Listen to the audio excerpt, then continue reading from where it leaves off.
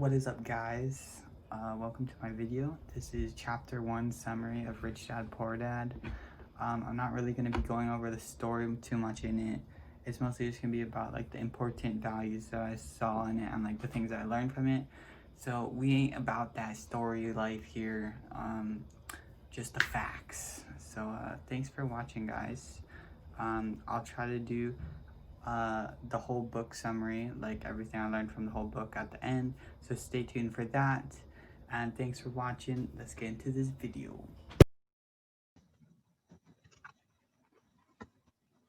Okay, what is up, guys? Here we are on the slideshow, getting into the values. So Rich Dad, Poor Dad, chapter 1, the rich don't work for money.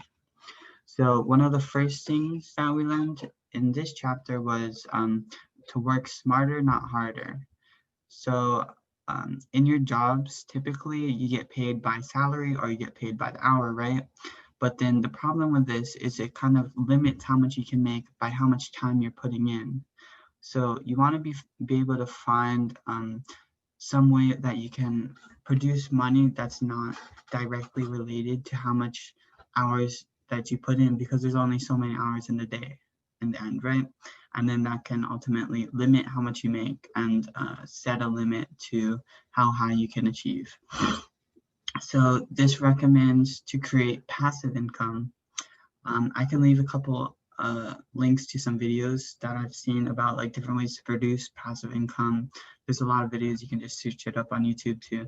But yeah, passive income is about creating a revenue source that's not related to putting work in consistently, like to make that money, right? So for example, your job is active income because you have to go in to make the money. An example of passive income could be like investing, so putting your money into stocks or into like real estate or whatever.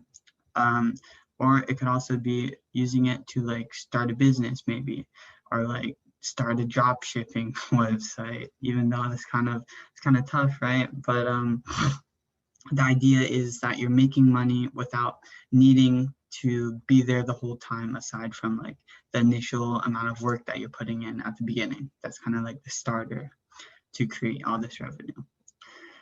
Related to that, you want to build your asset list. So in chapter 2, it goes over like what asset is, what a liability is. But this is just generally the idea is you want to buy things that go up in value, not things that go down in value. So for example, putting your money into a retirement account where you buy stocks that appreciates, whereas buying maybe like clothes or something like that, it goes down in value the longer that you have it, right? And then lastly here, think with logic, not emotions. So you want to be smart about what you're doing, try to be like financially responsible, and think about like how you can set yourself up for the future, and not just think about, oh, I want this right now, right? You gotta make some sacrifices, and so you want to be smart about that. Next up is be creative. So there's opportunities all around you in everyday life. You just have to be creative in taking advantage of it. So this kind of relates to always trying to be learning, because the more you can learn, that's how you can produce things, right? That's how you can create value, which is ultimately what helps you to make money. Yeah, so over here it talks about value of your skills. So things that you've already learned, maybe you could teach someone else, like how to play an instrument that you know, or how to play a sport that you know, right? So taking advantage of the skills that you already know, maybe taking advantage of your location. So you could like educate tourists about the location or something like that. So there's opportunities around you. You just have to be creative in how you see them and take advantage of them. And then even like if there's someone around you at your work that you could learn something from, that could be an opportunity to take advantage of. Next up is don't limit yourself. So often people think, oh, I don't have the time to do this. Oh, I don't have the money. But you want to think that everything is possible and how can you make that happen? So think like, instead of thinking, I don't have the time, think, how can I find the time? And then that enables you to start thinking about it instead of automatically shutting yourself down from pursuing whatever you want to do, right? So maybe you're working full time, and on your free time, you don't really have time to, say, play basketball or do a hobby of yours. You can say, how can I find the time? And then maybe by putting in extra hours every day, you can reduce your hours on the last day to go make that time to go do a hobby or something like that.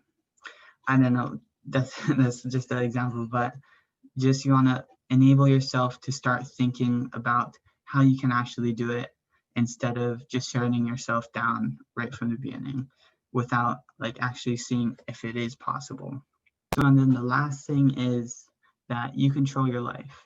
So this is the idea that you want to take responsibility for the things that you're doing and then try to do what's in your power to solve those problems.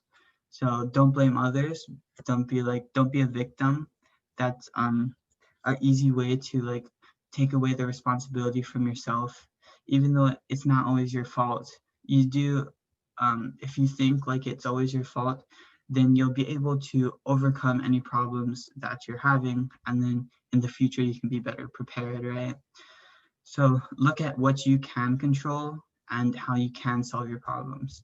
And then in psychology, we also learned that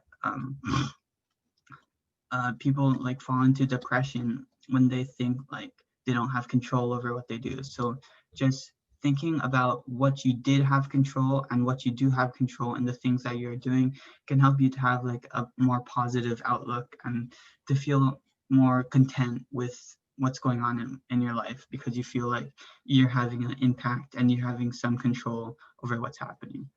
And then last thing is, don't wait for your big break, make your own luck, take risks.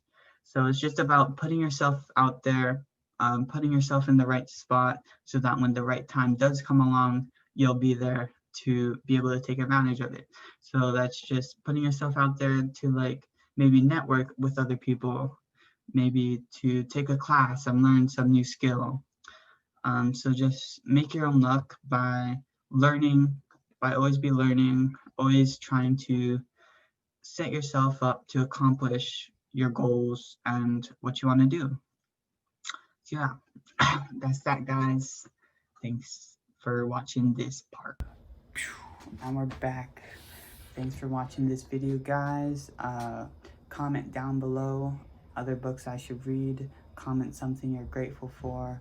Let's spread that peace, love, and happiness, baby. That's what it's all about.